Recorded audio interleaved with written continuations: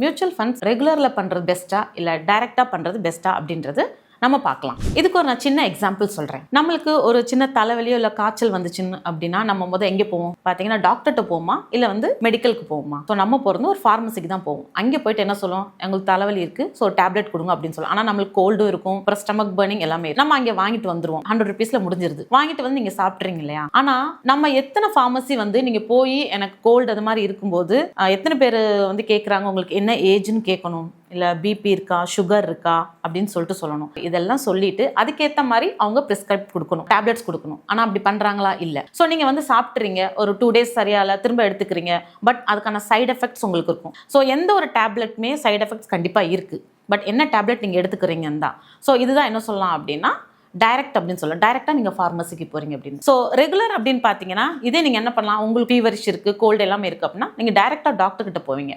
அப்போ டாக்டர்கிட்ட போனால் என்ன ஆகும், அவர் கேட்பார் என்னென்ன இருக்குது உங்களுக்கு, மீன்ஸ் ஏஜ் என்ன, உங்களுக்கு பிபி இருக்கா, சுகர் இருக்கா, ஸோ என்ன பிரச்சனை பண்ணுது உங்களுக்கு எல்லாமே கேட்டுட்டு அதுக்கேற்ற ப்ரிஸ்கிரிப்ட் பண்ணுவார்.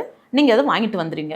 ஸோ நீங்கள் ஃபார்மசிக்கு போகும்போது என்ன ஆகுது அப்படின்னா நீங்கள் சாப்பிட்ற டேப்லெட்டோட சைடு எஃபெக்ட்ஸ் டாக்டர்கிட்ட தான் போகிறீங்க.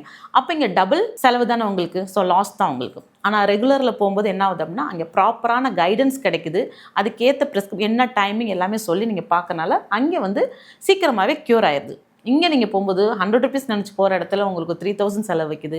ஆனால் டாக்டர்கிட்ட போனீங்க அப்படின்னா கன்சல்டன்சி ஃபீஸ் அப்படின்றது மட்டும் இல்லாமல் ப்ரிஸ்கிரிப்ஷன் வித்தின் ஒரு 500 to 800 முடிச்சிடறாங்க. ஸோ இதுதாங்க மியூச்சுவல் ஃபண்ட்ஸ்க்கான டிஃப்ரென்ஸ். மியூச்சுவல் ஃபண்ட்ஸில் ரெகுலர் அண்ட் டைரக்ட் அப்படின்னா நீங்கள் ஃபார்மசிக்கு போகிற மாதிரி நீங்கள் ஜஸ்ட் போகிறீங்க, என்ன ஸ்டாக்ஸ் எதுவும் அப்படின்ற அனலைஸ் பண்ணுறது கிடையாது. நீங்கள் வாங்கிடுறீங்க, அந்த ஸ்டாக்ஸோட ஃபியூச்சர் க்ரோத் எப்படி இருக்கும், அந்த மார்க்கெட் கேபிடலைசேஷன் எதுவுமே பார்க்குறதில்ல.